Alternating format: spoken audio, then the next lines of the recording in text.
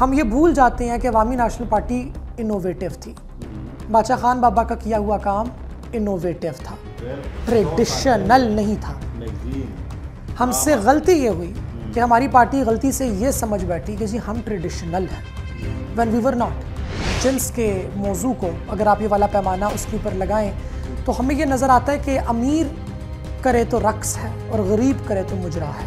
کاش میرے سے منسوب نہ ہو, کاش میرا ماضی میرے سے منسوب نہ ہو. مجھے لگتا ہے میں نے بہت غلطیاں کی ہیں, میں نے بہت قباحتیں دکھائی ہیں اور کی بھی ہیں. اور جو ہماری انڈیجنس آبادی ہے, پشتون, سندھی, بلوچ, پنجابی, ہزارے وال بھی, کشمیری بھی, سب کے اندر, عورتوں کے اندر خصوصی طور پہ خواجہ سراؤں کی بہت عزت اور بہت رسپیکٹ ہے. خواجہ سرا کمیونٹی کا قصور ہے یہ مان لینا کہ ہم معاشرے کے اندر آگے نہیں بڑھ سکتے, اور اگر ہم پہ لواطت کی جسم فروشی کی ذمہ داری ٹھونسی جائے گی, تھوپی جائے گی, تو ہم یہی کریں گے کیونکہ ہمیں یہ دی گئی ہے. اس سے انکار نہ کرنا خواجہ سرا کمیونٹی کی غلطی ہے. خواجہ سرا کے زمان پارک کے اندر فلیٹس نہیں ہوتے, خواجہ سرا کے بنی گالا کے اندر فارم ہاؤسز نہیں ہوتے. خواجہ سرا کسی شہر میں کسی صدر کے اندر کسی ایک کمرے کے فلیٹ کے اندر 4 رہ رہی ہوتی ہیں, آدھے کمرے کے اندر پردہ لگا لیتی ہیں, اور جب روٹی کمانے کا وقت آتا ہے تو پردہ کھینچ لیا جاتا ہے. ایک بندی روٹی کماتی ہے, باقی دوسری طرف انتظار کرتی ہیں. کہنے لگے وہ مجھ سے کہ تم بدتمیز ہو, کہنے لگے وہ مجھ سے کہ تم بدتمیز ہو. میں نے کہا حضور نہایت بھی بولیے. دنیا میں کوئی 8 ارب لوگ رہتے ہیں, ان میں سے گنے چنے گنتی کے چند لوگ ایسے ہیں جن کو لوگ دیکھنا اور سننا چاہتے ہیں, اور یہ اس لیے کہ ان لوگوں کے کارنامے, کچھ کام ایسے ہوتے ہیں جن کی وجہ سے یہ خاص بلکہ مخصوص بن جاتے ہیں.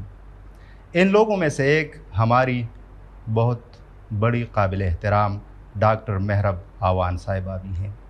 ڈاکٹر صاحبہ کئی حوالوں سے قابل رشک ہے, اور یہ اس لیے کہ ان کی شخصیت میں کچھ ایسی باتیں ہیں, کچھ ایسے کام ہیں جو جاندار ہیں.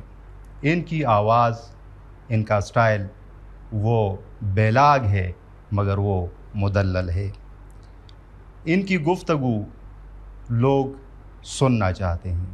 کیوں؟ کیونکہ اس میں دلیل ہوتا ہے. ان کی ایک پہچان ہے جو بہت کم عرصے میں انہوں نے بنائی ہے اپنی انتھک محنت سے, اور دوسری وجہ یہ ہے کہ یہ اس کمیونٹی کا حصہ بلکہ ترجمان بنی بیٹھی ہیں جن کے بارے میں کوئی بات نہیں کرنا چاہتا. ڈاکٹر صاحبہ بہت بہت خوش آمدید ہمارے پروگرام میں د پختون نظر. تھینک یو سو مچ جی, اور اتنی آپ نے خوبصورتی کے ساتھ میرا تعارف کرایا. میں اتنی ویسے عزت کی محتاج تو نہیں ہوں, میں خود کو ایک ادنا پارٹی ورکر ہی سمجھتی ہوں فی الحال, لیکن تھینک یو سو مچ. اور مبارک ہو سب سے پہلے تو آپ کو کہ آپ پختون میگزین کے پہلے ایڈیٹر قرار پائے, جن کی زیر صدارت پختون میگزین کا ڈیجیٹل ایڈیشن اب آپ عوام کے لیے رونما کر رہے ہیں اس پلیٹ فارم کے ذریعے. تو کنگریچولیشنز ٹو یو. بہت شکریہ, تھینک یو. آپ کو بھی بہت بہت مبارک. سامعین اور دیکھنے والوں, یہ دنیا کی پہلی خواجہ سرا ہے جو آفیشلی ایک بہت بڑی سیاسی جماعت کی مرکزی سیکٹری برائے حقوق خواجہ سرا بن گئی ہے. اس کے لیے بھی آپ کو بہت بہت مبارکباد. ڈاکٹر صاحبہ, آپ کو لوگ دیکھتے ہیں, سنتے ہیں, آپ کا ایک نام ہے, کوئی تعارف مطلب آپ محتاج نہیں ہیں, لیکن پھر بھی روایتاً ہم چاہتے ہیں کہ آپ سے سنیں کہ آپ کہاں پیدا ہوئی اور کہاں تک پڑھی. میرا تعلق اگی نامی ایک تحصیل سے ہے جس کی دلچسپ تاریخ کچھ یوں ہے کہ وہ 1956 میں سوات کے ساتھ پاکستان کا حصہ بنی تھی. 1956 تک وہ ریاست پاکستان کا حصہ نہیں تھی, وہ ایک پرنسلی اسٹیٹ ہوتی تھی. وہ اتنی امیر پرنسلی اسٹیٹ نہیں تھی مگر تھی ضرور. میری دادی کے نانا, اب میں انہیں پردادا کہوں, میرے خیال سے پردادا ہی کہنا چاہیے, انہوں نے برطانوی سامراج کے خلاف ہتھیار بھی اٹھائے تھے. وہ تناول قوم سے جنگجو تھے, اخوند لگتا ہے ان کے نام کے ساتھ اسی وجہ سے. تو میری ایک مزاحمت کا جو خون ہے وہ بہت پرانا ہے, ہاں وہ بہت پریزرو ہو کے پہنچا ہے مجھ تک. ایبٹ آباد کی میری پیدائش ہے. ہم ٹوٹل میں 6 بہنیں ہیں اور ہم تقریباً تمام ہی ڈاکٹرز ہیں. میرے والد صاحب بھی ڈاکٹر ہیں اور والدہ میری ڈومیسٹک انجینئر ہیں. میں یہ ٹرم اس لیے استعمال کرتی ہوں کیونکہ مجھے ہاؤس وائف کی ٹرم سے تھوڑا سا اعتراض ہے. اس انسان کو لگتا ہے کہ گھر میں بس ایک بیگم بیٹھی ہوئی ہیں کچھ کر نہیں رہی، جبکہ مجھے لگتا ہے خواتین خانہ جو ہوتی ہیں وہ گھر کے بیشتر امور سنبھال رہی ہوتی ہیں، تو وہ انجینئرنگ کی ایک قسم ہو گئی۔ کیا بات ہے، انجینئرنگ، کیا بات ہے۔ ڈاکٹر صاحبہ، ہم بات کرتے ہیں صنف کے بارے میں اور جنس کے بارے میں، لیکن ہم تمیز نہیں کر پاتے کہ اس میں فرق کیا ہے۔ Can you describe them both, صنف اور جنس؟ بالکل جی، اور یہ کہہ دینا کہ صنف اور جنس دو بالکل مختلف چیزیں ہیں، جیسے ایک سیب ہوتا ہے اور ایک انار ہوتا ہے، اس میں بھی کچھ اتنی حقیقت نہیں ہے، کیونکہ صنف اور جنس دونوں ایک دوسرے کو کاز کرتے ہیں۔ یہ کچھ ایک ایسی صورتحال ہے کہ یہ دونوں ایک دوسرے کے بغیر ہو بھی نہیں سکتے، ان کی حقیقت ایک دوسرے پر انحصار ہے۔ تو صنف ہمارے پاس اور جنس میں تمیز ہم اس طریقے سے کرتے ہیں کہ جنس وہ ہے کہ جب آپ پیدا ہوتے ہیں تو آپ کے ارد گرد کے افراد، وہ دائی ہو، وہ ڈاکٹر ہو، وہ نرس ہو، کہ وہ والدین ہوں، بالکل جانوروں کی طرح آپ کی ٹانگوں کو سیپریٹ کر کے ان کو جو دکھائی دے وہ اس دکھائی دینے کی بنیاد پہ آپ کو ایک یا دو میں سے کوئی ایک نمبر دے دیں، ٹھپا ایک لگا دیں اپنی آسانی کے لیے۔ اس میں کوئی غلط بات نہیں ہے کہ اب ہم نے اس کو نام اس کیٹیگری میں سے دینا ہے، لباس اس کیٹیگری میں سے دینا ہے، اسکول میں یہ اس کیٹیگری کی کرسیوں پہ بیٹھے گا بیٹھے گی، اس کے بعد یہ اس اسکول میں جائے گا جائے گی۔ وہ اپنی ایک آسانی کی خاطر ان تمام معاشروں میں جہاں پہ جنس کی بنیاد کے اوپر سیگریگیشن ہے یا مردانگی اور زنانگی کے حوالے سے معاشرے نے دو مختلف طرح کے رویے اور دو مختلف طرح کے احوال زندگی طے کر دیے ہوئے ہیں، اس کی آسانی کے لیے وہ آپ کے اوپر ایک ٹھپا لگا دیا جاتا ہے۔ صنف آپ کی پہچان ہے، صنف میں آپ کی جسامت بھی ہے، آپ کی سوچ بھی ہے، اور سب سے بڑھ کر آپ کی روح ہے جو کہ حقیقت مطلق ہے، جس کے ساتھ آپ ہیں، حساب بھی اسی حقیقت کا ہوگا، وہ آپ کی حقیقت ہے۔ کچھ کیسز کے اندر دنیا کے ہم کہتے ہیں کہ 0.9 سے 2% کیسز کے اندر آپ کا جنس اور آپ کا صنف میچ نہیں کرتا، یعنی کہ پیدائش پہ وقت پہ آپ کی دنیا نے اور جو لوگوں کی جو ایک ناقص انسانی سمجھ تھی اس بنیاد پہ انہوں نے آپ کے جس جنس کا تعین کیا وہ آپ کا صنفی جنس نہیں تھا، آپ کا روحانی جنس یا آپ کا جسمانی جنس جو کہ بلوغت کے بعد عیاں ہوگا، یا آپ کا فطری جنس جو کہ آپ کی جبلت ہے۔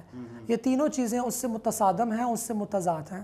اس کا مطلب یہ نہیں کہ آپ بیمار ہیں، اس کا مطلب یہ نہیں کہ خدا تعالیٰ سے کوئی کوتاہی ہو گئی یا قدرت میں کوئی مسئلہ تھا، اس کا مطلب سمپل یہ ہے کہ خدا جو بھی چیز بناتا ہے وہ اسی طریقے سے بناتا ہے کہ اس میں ڈائیورسٹی ہوتی ہے، اس میں ماورائے منطق بھی چیزیں ہو جاتی ہیں کہ ہم انسانی سویلائزیشن جس سوچ کے تحت خود کو آرگنائز کر بیٹھے تھے اس سے ماورا کبھی کبھار کوئی ایک ڈیزائن پیش ہو جاتا ہے۔ تو جنس اور صنف میں یہ آسانی کی تمیز ہوگی کہ جنس وہ ہے جو آپ کی پیدائش کے وقت پہ لوگوں نے متعین کیا دیکھ کے، جو کہ اس میں غلطی ہو سکتی ہے، اور صنف میں آپ کی بلوغت کے بعد کی آپ کی حیاتیاتی، آپ کی شعوری، آپ کی فطری، آپ کی روحانی جو جبلت ہے ساری وہ اس کے اندر شمار ہوگی۔ زبردست، کیا بات ہے۔ مطلب پھر جو لوگ کہتے ہیں کہ یہ نارمل ہے اور یہ ایب نارمل ہے، جیسے کہ ہمارے ہاں ہوتا ہے ہمارے معاشرے میں، بلکہ جنوبی ایشیائی معاشروں میں یہ مطلب یہ باتیں ہوتے رہتی ہیں، تو یہ نارمل اور ایب نارمل کیا ہے؟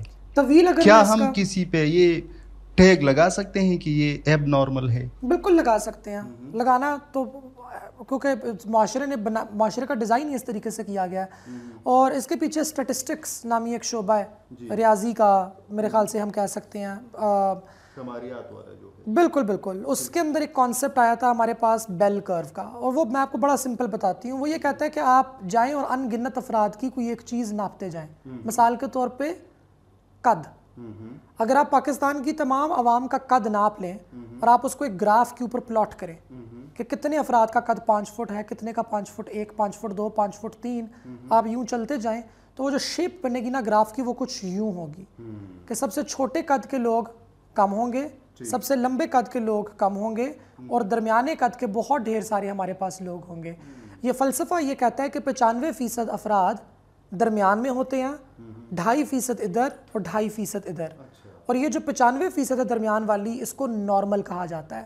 یہ جو کرو کی شیپ بنتی ہے اس کو بیل کرو یا نارمل سی کرو یا نارمل کرو کہا جاتا ہے۔ یہ ایک ریاضی کا، یہ ایک شماریات کا فلسفہ تھا، یہ ایک شماریات کا ایک کانسیپٹ تھا، مگر اس کانسیپٹ کو جب ہم لوگوں نے لغت کے اندر شامل کر کے عوام الناس تک پہنچا دیا تو وہ ہمارے پاس انفارچونیٹلی اس طریقے سے نہیں پہنچا، اور یہ ہونا شروع ہوا کہ وہ تمام افراد جو کہ ہمیں خود سے ہٹ کے لگتے ہیں یا معاشرے میں ان کی جگہ نہیں ہوتی یا معاشرے میں ان کی جگہ بنائی نہیں ہوتی. جگہ تو ان کی ہے تبھی وہ اس دنیا کے اندر پیدا ہوئے ہیں لیکن ان کی جگہ بنائی نہیں گئی ہوئی تو وہ افراد ایب نارمل ڈکلیئر ہو جاتے ہیں. مثال کے طور پہ ایک ایسا انسان جو کہ سیڑھیاں نہیں چڑھ سکتا کیونکہ اس کی ٹانگیں نہیں ہیں, وہ فرد ایب نارمل نہیں ہے, آپ کی سیڑھیاں ایب نارمل ہیں کیونکہ رستہ آپ نے بنایا ہے, وہ بندہ خود نہیں بنا اور وہ رستہ اس قابل نہیں تھا کہ اس کے اوپر ہر انسان سفر کر سکے. اس رستے کو اس طریقے سے بنایا گیا کہ کچھ افراد اس کے اوپر سفر کر سکتے تھے, باقی افراد اس کے اوپر سفر نہیں کر سکتے تھے. تو وہ بندہ ایب نارمل نہیں ہے, وہ سیڑھی ایب نارمل ہے by design. So human beings are not abnormal, the surroundings are abnormal. میرا یہ ماننا ہے. زبردست, یہ بالکل کیا بات ہے. یہ سوچ, آپ ٹرانس رائٹس ایکٹیویزم کر رہی ہیں, ایکٹیوسٹ ہیں, پولیٹیکلی بھی آپ ایکٹیو ہیں, آپ مزاحمت بھی کر رہی ہیں. کیا نعرہ ہے آپ کا؟ کیونکہ آپ ایک ایسی کمیونٹی کو ریپرزینٹ کرتی ہیں, ان کے لیے لڑ رہی ہیں جن کے انگنت مسائل ہیں, جن کو کوئی قبول کرنے کو بھی تیار نہیں ہے. لڑائی آپ کی کیا ہے؟ دیکھیں تو پچھلے 6-7 سالوں میں کوئی 128 تک ہمارے خواجہ سرا وہ قتل کیے جا چکے ہیں. کیا لڑائی ہے آپ کی؟ کیا ڈیمانڈ ہے آپ کے؟ کوئی مطلب آپ تھوڑے سے سادہ الفاظ میں اگر بتانا چاہیں. دیکھیں, سب سے سادہ الفاظ میں تو میں اس بات سے منکر ہوں کہ خواجہ سرا افراد کے حقوق کوئی باقی عوام الناس سے اور خصوصی طور پہ باقی پرولٹیریا سے, باقی جو ہماری محنت کش اقوام ہے اور محنت کش طبقات ہیں پاکستان سے, ان سے مختلف ہے. ان سے بالکل بھی مختلف نہیں ہیں. خواجہ سرا کی وہی مسائل ہیں جو کسان کے اور مزدور کے مسائل ہیں, کیونکہ کسان اور مزدور بھی اپنے جسم سے اجرت کماتا ہے اور خواجہ سرا بھی اپنے جسم کی محنت سے اجرت کماتی ہے. وہ الگ بات ہے کہ اس کی محنت کو فحش قرار دیا جاتا ہے کیونکہ اس کی محنت خلوت قدے کے اندر ہے, اس کی محنت اندھیرے کے اندر ہے, اس کی محنت سے فیضیاب ہونے والی عوام کبھی اس محنت کا ذکر نہیں کرے گی. آپ تو مکئی کی روٹی, گندم کی روٹی کھا کے منکر نہیں ہو سکتے کہ میں نے گندم کی روٹی کھائی ہے, لیکن خواجہ سرا کی جسمانی و جنسی مزدوری سے فیضیاب ہونے کے بعد آپ منکر ہو سکتے ہیں کیونکہ اس مزدوری کا استعمال اندھیرے کے اندر کیا گیا, چار دیواری کے اندر کیا گیا, خلوت قدے کے اندر کیا گیا. تو خواجہ سرا کے وہی مسائل ہیں جو مزدور کے مسائل ہیں, جو کسان کے مسائل ہیں, کیونکہ خواجہ سرا کا تعلق اکنامکلی معاشی طور پہ ایک نچلے طبقے سے ہے. خواجہ سرا کے اندر کوئی آپ کو ایلیٹ نظر نہیں آتی. خواجہ سرا کے زمان پارک کے اندر فلیٹس نہیں ہوتے, خواجہ سرا کے بنی گالا کے اندر فارم ہاؤسز نہیں ہوتے, خواجہ سرا کسی شہر میں کسی صدر کے اندر کسی ایک کمرے کے فلیٹ کے اندر 4 رہ رہی ہوتی ہیں, آدھے کمرے کے اندر پردہ لگا لیتی ہیں اور جب روٹی کمانے کا وقت آتا ہے تو پردہ کھینچ لیا جاتا ہے, ایک بندی روٹی کماتی ہے, باقی دوسری طرف انتظار کرتی ہیں. مگر خواجہ سرا اس حال میں کیوں پہنچی؟ اس بات کی حقیقت تک پہنچنا اور اس حقیقت کو عیاں کرنا ہماری جنگ ہے. حقوق کی حصولی تو ہماری پاکستان کی باقی محکوم اقوام کے ساتھ ہی ہوگی. یہ تو نہیں ہو سکتا کہ خواجہ سراؤں کو پہلے حق مل جائیں اور پشتون سٹوڈنٹ کو, قبائلی علاقہ جات کے افراد کو, بلوچ ماں کو حق بعد میں ملے. ایسے تو نہیں ہوگا. جب ریاست کیونکہ برا سلوک کرتی ہے تو وہ تمام محکوم اقوام کے ساتھ برابری کے ساتھ برا سلوک کرتی ہے, جو اس کے دھارے کے اندر, جو اس کے سٹیٹس کو کے اندر نہیں آتے. مگر خواجہ سرا کی طرف اگر ہم لوگ واپس آئیں اور خواجہ سرا کی بات کریں تو خواجہ سرا اس جگہ کیوں پہنچی؟ خواجہ سرا مغلیہ سلطنت کے درباروں کا حصہ تھی, تالپوروں کے درباروں کا حصہ تھی, درانیوں کے درباروں کا حصہ تھی, لودھیوں کے درباروں کا حصہ تھی. جب وہ ختم ہوئے, برطانوی سامراج آیا تو خواجہ سرا بھی سائیڈ پہ لگ گئے, قابل بھروسہ اور قابل اعتماد لوگ تھے جو کہ اب نہیں ہے.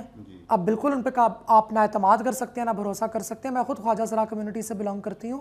میں خود کبھی کمیونٹی کے ساتھ بیٹھوں تو میں کہہ سکتی ہوں کہ سب سے پہلی گولی ہمارے اوپر ہمارے ہاں اپنے افراد ہی چلا دیتے ہیں ہماری, کیونکہ ایسے ہی ہوتا ہے نا, جب ایک قوم کو اتنا آپ پستحال کر دیں کہ وہ ایک دوسرے کو ہی لوٹ کھانا شروع کر دے تو اس کا مطلب ہے کہ یہ گولی کسی اور نے چلائی ہے, آپ نے خود نہیں چلائی. مگر بہرحال اس موضوع پہ واپس آتے ہیں تو ہماری جنگ کی پہلی شک یہ ہے کہ اس بات کو سمجھا جائے کہ برطانوی سامراج نے, پاکستان تو خیر 1947 میں بنا, لیکن برطانوی سامراج نے بر صغیر پاک و ہند کے افراد کو خواجہ سراؤں سے نفرت کرنا سکھائی, ان کا استحصال کیا, ان کو علاقہ در سے دربدر کیا, ان کو اس حال میں پہنچایا. اس حقیقت کو سامنے رکھنا بہت ضروری ہے. مگر اب برطانوی سامراج نہیں ہے, اب اسلامی جمہوریہ پاکستان ہے. تو یہاں پہ ان کی عزت کو بحال کرنا تاکہ یہ بھی عزت کے ساتھ باقی لوگوں کے ساتھ روزی روٹی کما سکیں, میں یہ سمجھتی ہوں کہ یہ ہماری سب سے پہلی اور ہماری بنیادی جنگ ہے. ٹھیک, بہت زبردست. مظلوم چاہے کوئی بھی ہو, وہ خواجہ سرا ہو, کوئی غریب ہو, کوئی مطلب جو بھی ہو, ارسپیکٹو آف ہو ہی شی از. یہ جو آپ نے ایک درمیان میں ایک بات بولی کہ جو خواجہ سرا کی جو مزدوری ہوتی ہے، جو محنت ہوتی ہے، جو ان کا فن ہے، اس کو فحش کا نام دیا جاتا ہے. یہ کیوں یہ تصور ابھرا ہے؟ مطلب یہ کیا ہے؟ اور دوسرا اس کے ساتھ ضمناً میرا یہ سوال ہے کہ ٹھیک ہے آپ لوگوں کے کچھ گلے شکوے ہوں گے حکومتوں سے بھی، عوام سے بھی، لیکن کیا کچھ یہ جو ہمارے خواجہ سرا ہیں، جو کمیونٹی ہے، ان کے بھی کچھ مطلب منفی چیزیں ہیں، کچھ ان کو بھی سدھار لانا چاہیے اپنے آپ میں؟ میں آپ کے دونوں سوال کو مرج کر کے ان کا اکٹھے میں جواب دوں گی اور میں دوسرے سوال کو پہلے لاؤں گی. دیکھیں یہ تو اگر آپ سیلف کرٹیسزم اپنی ذات کے اوپر اگر آپ کی تنقید نہیں ہوگی تو پھر آپ آگے کیسے بڑھیں گے؟ باچا خان کے فلسفے سے شروع کریں. انہوں نے پشتون قوم کو اکٹھا کیوں کرنا شروع کیا؟ کیونکہ انہوں نے بولا کہ پشتون قوم اکٹھی نہیں ہے. اگر مسئلے کی تشخیص ہی نہیں ہوگی تو ہم علاج کی طرف کیسے جائیں گے؟ مسئلہ اگر ہمارے اندر موجود ہے اس کا مطلب یہ نہیں ہے کہ ہم صنفی طور پہ، ہم فطری طور پہ ہیں ہی برے لوگ جو کہ فکس نہیں کیا جا سکتے. اس کی یہ کلونیل اپروچ ہے کہ یہ ہیں ہی ایسے tribal people, punish them using the FCR. تو جیسے فاٹا کے اوپر FCR لگایا گیا، شاید آپ کی عوام الناس کو نہ پتا ہو، خواجہ سرا افراد کے اوپر کرمنل ٹرائبز ایکٹ لگایا گیا. پشتون ٹرائبز بعد میں کرمنلائز ہوئے ہیں. سب سے پہلا قبیلہ جو بر صغیر پاک و ہند کے اندر برطانوی سامراج نے کرمنلائز کیا تھا وہ خواجہ سرا تھا، نمبر 1 پہ کرمنل ٹرائبز ایکٹ کے ذریعے. کیونکہ ہم اپنے بادشاہوں کے ساتھ جنگوں کا بھی حصہ تھے. اس وقت کا خواجہ سرا رقاص نہیں تھی، اس وقت کی خواجہ سرا جسم فروش نہیں تھی، وہ جنگجو بھی تھی، وہ درباری بھی تھی، وہ بہت کچھ کر رہی تھی، وہ ایلیٹ جابز کر رہی تھی جو زمانے میں رائلٹی کے ساتھ لنکڈ تھی ہمارے پاس. تو خواجہ سرا کمیونٹی کا کوئی بھی قصور ہے؟ جی بالکل قصور ہے. خواجہ سرا کمیونٹی کا قصور ہے اپنی حالت کو تسلیم کر لینا.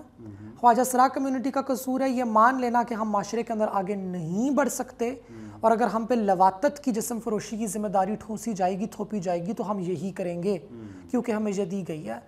اس سے انکار نہ کرنا خواجہ سرا کمیونٹی کی غلطی ہے، مگر خواجہ سرا کمیونٹی کے بیشتر افراد اس غلطی کے اندر نہیں پڑے. انہوں نے یہ انکار کیا، جس کے اندر میں شمار ہوں. میں خود کو کوئی تمغہ نہیں دے رہی، میں خود کو کوئی میڈل نہیں نواز رہی. یہ کرنا بہت ضروری تھا. کیونکہ اب آتی ہوں میں آپ کے پہلے سوال کی طرف، جسم فروشی. نوجوان نسل کی جو ہمارے پاس خواجہ سرا ہے وہ یونیورسٹی جانا چاہتی ہے، وہ تعلیم حاصل کرنا چاہتی ہے، وہ لڑکوں اور لڑکیوں سے دوستی کرنا چاہتی ہے، وہ ان کے ساتھ اٹھنا بیٹھنا چاہتی ہے. وہ یہ قباحت کی جو زندگی ہے یا کوئی فقیری کی جو زندگی ہے وہ اس کے اندر نہیں جانا چاہتی، اور وہ یہ کام کر رہی ہے اور ہم یہ کر کے دکھا رہی ہیں. ہماری کمیونٹی چھوٹی بہت ہے البتہ، تو وہ آ جائے گی، اس کے اندر ترقی آ جائے گی. مگر رقص کو ملامت کرنا، رقص کو برائی سمجھنا، ادھر بھی میں کلاس کو لے کر آؤں گی. دیکھیں آپ پاکستان کیا دنیا بھر کے اندر جینڈر کے معاملات پہ، جنس اور صنف کے موضوعات پہ اگر آپ کلاس کی نگاہ نہیں رکھتے تو میں آپ کو اوپینین کو NGO لبرل ریٹرک کے سوا کچھ بھی نہیں سمجھتی. کانفرنسوں کی وہ نمائش ہو سکتی ہے، ادھر سننے میں وہ بہت اچھی لگے گی، کچھ اعداد و شمار بھی آپ پیش کر دیں گے. کلاس پرسپیکٹیو اگر آپ کا نہیں ہے تو معذرت کے ساتھ میں سمجھتی ہوں کہ آپ کا جو جنسی نقطہ نظر ہے وہ بہت معقول ہے. آپ نے کہا امکانات بہت ہیں، مطلب مشکلات بھی ہیں لیکن امکانات بھی ہیں، تو کچھ عوام میں بدلاؤ نظر آ رہا ہے آپ کو سوچ میں؟ بہت. دیکھیں انگریزی کی ایک فریز ہے جو میں اکثر استعمال کرتی ہوتی ہوں، ویزیبلٹی پرومسز وائلنس. ویزیبلٹی ہوگی اور انکریز ہوگی تو وائلنس بھی انکریز ہوگا اور ایکسیپٹنس بھی انکریز ہوگی. ان دونوں کے بغیر ہم نہیں چل سکتے، کیونکہ پردے میں رہنا، غیبت میں رہنا تو بہت ایک پریکٹیکل چیز ہے نا. پھر آپ پہ مسئلہ نہیں ہوتا. غیبت میں ہم جاتے بھی اس لیے تاکہ تشدد ہمارے اوپر نہ ہو، لیکن جب غیبت سے نکلیں گے تو معاشرے کا وہ تمام تر نزلہ جو افراد نے اپنے اندر جمع کیا ہوا ہے، اپنے غم، اپنی گھٹن، اپنی رنجش، جو ان کو اپنے آپ سے نیچے کوئی نظر آئے گا تو وہ سارا تھوک اور سارا نزلہ اس کے اوپر نکلے گا. اس کی مثال ہمیں پاکستان کی خواجہ سرا نظر آتی ہیں. ان سے پہلے ہم سنتے آئے تھے کہ عورت ایک بہت مظلوم طبقہ ہے، ایک بہت محکوم طبقہ ہے. عورت سے زیادہ معصومیت کی مثال دینی ہو، معصومیت کا استعارہ دینا ہو، مظلومیت کا استعارہ دینا ہو تو زن ذات ہی نکل کے سامنے آتی تھی. لیکن جب خواجہ سرا لوگ سامنے آئے اور خواجہ سراؤں کو حقوق ملنا شروع ہوئے تو سب سے زیادہ نقادی آوازیں بھی خواتین نے ہی بلند کیں، جس میں ماریا بی نامی ایک پنجاب کی خاتون ہے، فیشن ڈیزائنر ہے، ایلیٹ خاتون ہے، مگر وہاں سے ہمارے پاس آئی. کیونکہ جب آپ کو اپنے سے بھی نیچے کوئی مل گیا تو آپ نے اس کو روندنا شروع کر دیا. تو یہ ایک ماجرا تو ہے، مگر اس کے ساتھ ہی ہمیں یہ بھی نظر آئے گا کہ بہت عزت ملے گی، بہت پذیرائی ملے گی. اچھا، ہم نے شروع میں آپ نے ذکر کیا تھا کہ خیبر پختونخوا کے اندر خواجہ سرا افراد کا کتنا قتل ہو چکا ہے. میں نے ملک بھر میں کام کیا ہوا ہے. میں آپ کو یہ بھی بتا دوں کہ پاکستان کی جو لوکل عوام ہے، جو ہماری انڈیجنس آبادی ہے، پشتون، سندھی، بلوچ، پنجابی، ہزارے وال بھی، کشمیری بھی، سب کے اندر، عورتوں کے اندر خصوصی طور پہ خواجہ سراؤں کی بہت عزت اور بہت رسپیکٹ ہے. نرمی ہے ان میں. پشتون عورت کے اندر آپ کو ٹرانسفوبیا ڈھونڈنے پہ جا کے ملے گا. وہ بھی جبکہ آپ کی جو اربن بورژوازی ہے، جو کہ اپنی ریشل آئیڈینٹی کو چھوڑ کے پاکستان کی کنزرویٹو ایلیٹ کے ساتھ خود کو زیادہ ہم آہنگ دکھانا چاہتی ہے، وہ پھر جا کے انہی کے اوپینینز کو اپنے اوپر ان کا لبادہ بھی اوڑھتی ہے. تو عوام میں تبدیلی آ رہی ہے. اس تبدیلی کی مثال یہ کہ آج آپ میرا انٹرویو لے رہے ہیں. آپ مطلب جیسا کہ آپ نے کہا کہ میں دنیا میں گھومتی ہوں، دیکھتی ہوں، لوگوں میں ایک احساس ہے. آپ مزاحمت کر رہی ہیں، بات بھی کر رہی ہیں. کوئی ایسا لفظ یا فقرہ یا جملہ، کوئی سینٹنس یا کوئی آواز جس سے آپ کو تکلیف ہوتی ہے کہ کاش یہ نہ ہو؟ فینون کو پڑھا ہے آپ نے؟ فینون کو، فرانس فینون کو. ان کا جو ریچڈ آف دی ارتھ کی کتاب کا پہلا چیپٹر ہے آن وائلنس کی، جو ایک اس کا جو ایک لب لباب ہے دراصل کہ decolonisation is always a violent process. میں کہتی ہوں کاش یہ نہ ہوتا. اس وقت اتنا صحیح جواب دینا چاہوں گی، پھر کسی دن اس کو لمبا کھولیں گے. بالکل. یہ میں نے اس لیے پوچھا کہ جو لوگ کسی کے لیے بات کرتے ہیں یا کسی کاز کے لیے اپنی زندگی وقف کرتے ہیں تو پھر وہ بہت حساس بن جاتے ہیں. بالکل. پھر ان کی طرف جو انگلیاں اٹھتی ہیں تو وہ بہت مطلب زخمی کر جاتی ہیں ایسے. اچھا، کچھ ایسی چیز جو آپ سمجھتی ہیں کہ کاش میرے سے منسوب نہ ہو؟ کاش میرے سے منسوب نہ ہو. کاش میرا ماضی میرے سے منسوب نہ ہو. مجھے لگتا ہے میں نے بہت غلطیاں کی ہیں، میں نے بہت قباحتیں دکھائی ہیں اور کی بھی ہیں، اور ایک طرف میں بہت پراؤڈ ہوں ان چیزوں کو لے کے، نا گڈ وے، کہ یہ گروتھ شو کرتی ہے. آپ پرفیکٹ نہیں ہو سکتے. پرفیکشن کا لبادہ اوڑھنا ایک بے وقوفی ہے. اس سے آپ کی انسانیت بھی نظر آتی ہے اگر آپ کی بے وقوفیاں، اگر آپ کی غلطیاں، آپ کی کوتاہیاں سامنے نظر آ رہی ہوں. لیکن دوسری طرف مجھے اس بات کا بھی اندازہ ہے کہ میرا اتنا زیادہ جو کام ہے اچھا، وہ رون دیا جاتا ہے کوئی ایک نیگیٹو کلپ میرے بارے میں بنا کے یا نکال کے، اور وہ میری تن آسانی، میری اسٹوپڈیٹی، میری بے وقوفی کے اندر میں نے کبھی کچھ کہہ دیا، کر دیا، تو کاش ان چیزوں کی ذمہ داری نہ ہوتی. مگر میں اتنا زیادہ یہ سوچتی بھی نہیں ہوں کاش کے بارے میں، کیونکہ یہ میری ذمہ داری ہے. جو اپنا کیا ہے تو پھر وہ آپ ہی کو اٹھانا تو پڑے گا. اون کرنا بھی بہادری کا اور اون کرنا بہت ضروری ہے. سو آئی اون اٹ. لیکن اگر مجھے ٹائم مشین پہ بیٹھ کے پیچھے جا کے خود کو ایڈوائس دینی پڑے تو وہ میں اپنے آپ کو یہی ایڈوائس دینا چاہوں گی. زبردست. ڈاکٹر صاحبہ، اس کے بعد انشاءاللہ ہم ایک ریپڈ فائر کی طرف بھی آ جائیں گے، لیکن آپ کے کیریئر میں ایک نیا چیپٹر جو شروع ہوا ہے کہ آپ مطلب پالیٹکس میں آ گئی ہیں اور ایک ایسے سیاسی جماعت کے ساتھ وابستہ ہو گئی ہیں جس کا 100 سال سے زیادہ کا وہ تسلسل ہے، عوامی نیشنل پارٹی کی. آپ جو خواجہ سرا کمیونٹی ہے تو مرکزی کابینہ میں آپ ممبر بن گئی ہیں، تو اس کے لیے تو ہم نے مبارکباد دیا آپ کو. NP کیوں انتخاب اس کا کیوں کیا آپ نے، جبکہ زیر اعتاب جماعت ہے، اس کی سیاست مزاحمت کی ہے اور آسان نہیں ہے؟ شاید ایک عاشق کے طور پہ میرا رویہ ہی کچھ اس قسم کا رہ چکا ہے کہ مجھے زیر اعتاب محبوب زیادہ پسند آتا ہے بنسبت اس کے جو کہ نواب ہو، جس کے ساتھ وہ ٹھاٹھ موجود ہو. تو میں یہ سمجھتی ہوں کہ NP کے ساتھ ہونا اس لیے مناسب ہے. پریگمیٹکلی میں بات نہیں کروں گی، میں دل کی بات کروں گی بڑی سمپلی، کیونکہ ششکا نہیں ہے، برانڈنگ نہیں ہے. جو چیزیں پارٹی کے بارے میں کہی جاتی ہیں کہ بری ہیں، میں تو وہ اپرچونٹی کے طور پہ کروں کہ وہ سب کچھ نہیں ہے. اس کے باوجود فلسفہ موجود ہے، گورننس کی تاریخ موجود ہے، ڈیلیور کر کے دکھایا ہے، اس کے نتائج آپ کے پاس موجود ہیں. بس بیچا نہیں ہے، بیوپاری نہیں بنے، بازار نہیں گرم کیا، تماشا نہیں لگایا، رقص کے ذریعے، نعروں کے ذریعے، گانوں کے ذریعے، ایک محفل، الزامات کے ذریعے ایک محفل ہم لوگوں نے نہیں سجائی. یہ سارا کچھ کیے بغیر ہمارے پاس چیز موجود ہے. تو میرے تو خیال سے یہ ایک بہت ایک مثبت بات ہے. تو اس کا مطلب ہے کہ کیریکٹر تو پھر یہاں پر ہی ہے. تو اب یہاں پہ اگر آ کے ان کے ساتھ ہو کے، اور میں بچپن سے اسٹوڈنٹ پالیٹکس کا حصہ تھی، میں تب سے اے ایم پی کو دیکھ رہی ہوں، تب سے میری باچا خانی فلسفے کے ساتھ، باچا خان ویلفیئر سوسائٹی کے ساتھ، پشتون اسٹوڈنٹس فیڈریشن کے ساتھ ایک اچھا رشتہ رہ چکا ہے، ہم نے بہت الائنس کے اندر کام کیا ہے، تو تب سے مجھے اس بات کا بھی اندازہ ہے کہ اے این پی ایک آئسولیشنسٹ جماعت نہیں ہے، اکیلی اپنی پرواز نہیں بڑھتی، اپنی ایک 1.5 اینٹ کی مسجد بنا کے نہیں بیٹھی ہوئی، الائنس کرنی آتی ہے، سندھ میں بھی کرنی آتی ہے، پنجاب میں بھی کرنی آتی ہے، اور کر کے خیبر پختونخوا کے حقوق بھی منوانے آتے ہیں۔ تو یعنی کہ اگر ابھی ہم لوگ کہتے ہیں کہ پاکستان میں جمہوریت بہت کم ہے، ہائیبرڈ رجیم بہت زیادہ ہو گیا، تو آپ یاد رکھیے کہ جب اے ایم پی حکومت کے اندر آئی تب کون تھا چیف جسٹس؟ افتخار چودھری۔ آئی مین کا افتخار محمد چودھری کے ہوتے ہوئے، اور مشرف صاحب کو بھی گئے ہوئے میرے خیال سے کچھ ہفتے ہوئے تھے، کچھ مہینے ہوئے تھے، اس کے بعد آپ 18th امینڈمنٹ اور این ایف سی ایوارڈ مجھے نکال کے دے دیتے ہیں، تو پھر اگر ابھی این پی پاور کے اندر آ جاتی تو کیا کچھ ڈیلیور کر سکتی ہے؟ ہم یہ بھول جاتے ہیں کہ عوامی نیشنل پارٹی انوویٹو تھی، باچا خان بابا کا کیا ہوا کام انوویٹو تھا، ٹریڈیشنل نہیں تھا۔ ہم سے غلطی یہ ہوئی کہ ہماری پارٹی غلطی سے یہ سمجھ بیٹھی کہ جی ہم ٹریڈیشنل ہیں، when we were not۔ ہم لوگ ہمیشہ باچا خان بابا کی ہم اس زمانے کی سیاست کا ذکر کرتے ہیں، اگر آج آپ ان کو 2024 میں پیدا کریں کہ وہ 2024 میں جوان ہوتے پھر وہ کیا کر رہے ہوتے، ہمیں یہ سوچنے کی ضرورت ہے، تو وہ سوچ انوویٹو ہوتی۔ تو ہمیں اب انوویشن، جدت پسندی کی طرف ہمیں آنا ہوگا، اور اس سے مجھے لگتا ہے کہ ہم کامیاب ہو سکتے ہیں۔ زبردست۔ اے این پی میں آپ آئی ہیں تو میرا اپنا سوال ہے ذاتی، آپ کے ذہن میں بھی آتا ہوگا کہ ایک طرف میں جو میرا ایک نام ہے اور ایک پارٹی ہے، تو پھر کچھ لوگ سوال بناتے ہیں کہ کیوں آئی ہیں، کچھ عزائم ہیں کیا؟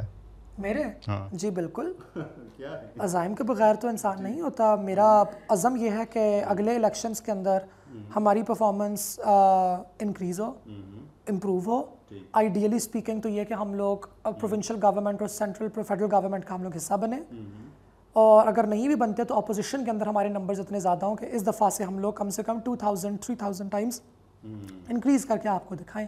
تو کم بیک، سب سے پہلا تو میرا عزم یہ ہے کہ پارٹی کو اس قابل، پارٹی کو میں جتنی تھوڑی میں کنٹریبیوٹ کر سکتی ہوں اپنی باقی پوری ٹیم کے ساتھ مل کر، آف کورس میں اکیلی میں کون ہوں، میں عمران خان تھوڑی ہوں کہ میں کچھ اس قسم کا دعوے دار میں بنوں کہ جی ایک میں آ کے سب کچھ بچاؤں گی، کہ میں ان کوششوں کی جو ایک سلسلہ چل پڑا ہے اس کے اندر میں بھی اپنا حصہ ڈال دوں کہ ہم دوبارہ پارٹی کو اوپر لا سکیں، اور ینگ پیپل جو کہ پارٹی کو ووٹ دینا چاہتے ہیں، ینگ پیپل جو اب ینگ نہیں رہے لیکن اپنی یوتھ کے اندر پارٹی کو ووٹ دیا کرتے تھے، پی ایس ایف کا حصہ رہ چکی ہیں، اب اسلام آباد کے اندر مقیم ہے، جو پشتون انٹیلیجنسیا جس کو میں کہتی ہوں، خیبر پختونخوا کی جو انٹیلیجنسیا ہے ہمارے پاس، وہی والی پوری کی پوری ایک وہی پوری ایک روش دوبارہ سے ہمارے پاس شروع ہوا پارٹی کو لے کے۔ دوسرا میرا عزم یہ ہے، اور ذاتی میرا عزم، میں تو ہمیشہ سے خواہاں رہی ہوں اس چیز کی کہ میں پردے کے پیچھے رہ کے زیادہ کام کر سکوں، لیکن میری شخصیت کچھ اس قسم کی ہے کہ وہ پردہ جتنا بھی گہرا اور موٹا کیوں نہ ہو، روشنی اس میں سے چیت کر کے پہنچ ہی جاتی ہے مجھ تک،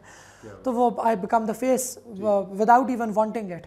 تو پرسنل میرا ایمبیشن تو ایسا کچھ بھی نہیں ہے، لیکن ابھی تو میں 33 ایئرس کی ہوں، آئی تھنک آفٹر 40 میں بھی میں بھی چاہوں گی کہ میں الیکشنز کنٹیسٹ کروں، یا میں بھی پارلیمنٹ کے اندر پہنچوں، یا میرے پاس بھی کوئی منسٹریل عہدہ ہو تاکہ میں کام کر کے دکھا سکوں، تاکہ ہم یہ جو پالیٹکس کے ساتھ جو ایک منفی تاثر مبنی ہو چکا ہے کہ یہ ایک نیگیٹو ورڈ ہے، پولیٹیشین ایک ڈرٹی ورڈ ہے، کہ یہ چیز تاثر ختم کیا جا سکے۔ باچا خان کے بارے میں شدت کے ساتھ یہ ایک تصور موجود تھا اور ہے ابھی بھی کچھ حلقوں میں، بلکہ بہت زیادہ حلقوں میں، بہت سے لوگوں میں، کہ وہ غدار تھے۔ تو شاید آپ بھی جب بچی تھی یا چھوٹے تھے تو ان کا نام سنا ہوگا، اور کسی سے سنا ہوگا تو شاید آپ کے لیے بھی غدار ہوں گے، لیکن جب آپ ریالٹی مطلب آپ پہ آیا ہوئی کہ باچا خان تو نہیں غدار، ہو تو بہت بڑے آدمی تھے، تو کیا جذبات تھے آپ کے، کچھ کیا تصور تھا؟ مطلب ایسا ہم آج کل لوگ دیکھ رہے ہیں پنجاب میں، سندھ میں، وہ کہتے ہیں کہ باچا خان کی کتاب کو پڑھا تو یہ سمجھا، یہ وہ، تو آپ کے کیا جذبات تھے؟ دیکھیں، ہم تو ایک شروعات ہی، میں پیٹ آباد کے اندر پلی بڑی، ایک ایسا شہر جس کا نام ہی کلونیل کے اوپر ہے، ایبٹ، میجر ایبٹ کے اوپر ہے، کہ وہ آیا، بیٹھا، اس نے قبضہ کیا، اور پھر اس نے ایک چرچ بنا لیا، پھر 2-4 دفاتر کھول دیے، پھر لوکل جو عوامی وہاں کے کچھ لوگ تھے ان کو پیسے سے دے کے اپنی طرف کر دیا۔ تو ہم نے تو کبھی گروئنگ اپ یہ والی بات سوچی نہیں تھی کہ اقبال خواہ اور اقبال اختیار کے ایک فلسفی بھی ایگزسٹ کرتی ہے۔ تو جب میں نے پڑھا اور میں نے دیکھا تو میں تو وہ ہوگی کہ واو یہ کہ واو کہ یہ ایگزسٹ بھی کرتی ہے یہ سوچ کہ میں یوں بھی سوچ سکتی تھی. اس سے پہلے کی محرب اور اس کے بعد کی محرب میں زمین آسمان کا فرق ہے. ورنہ آج میں بھی کوئی ہوتی رائٹ ونگ اسٹیبلشمنٹ ہاک. ڈاکٹر صاحبہ بہت زبردست باتیں ہوئی, بہت کچھ سیکھا آپ سے. ایک راؤنڈ ہے ہمارا ریپڈ فائر, تھوڑا سا چونکہ گفتگو ایسی ہوئی کہ مطلب اس میں وہ وزندار ہو گئی گفتگو, وزنی. تو یہ اب کھیلتے ہیں آپ کے ساتھ. ایک ورڈ ہم آپ کو بتائیں گے اور ایک ہی شبد میں یا لفظ میں یا ورڈ میں یا ایک فقرے میں جیسا آپ کو مناسب لگے آپ اس کو ڈسکرائب کریں. اوکے کہ کیا مطلب what do you think about that. Okay. Number 1 ANP brave. Brave. Peshawar beautiful. Wow. مزاحمت ضرورت. باچا خان ریولوشنری. نیشنلزم لال. واو. ایمل ولی خان بریلینٹ. سوشل میڈیا مجبوری. نیگیٹو کمنٹ یہ میرا فکر ہے. صحیح صحیح زبردست, بہت کچھ بول گئی ہیں آپ, بس ہمیں سمجھ آ گیا. خواجہ سرا. نصیب. نصیب ٹھیک. اور آخر میں خود ڈاکٹر محرب آوان کیا ہے آپ کی نظر میں؟ مسافر. مسافر.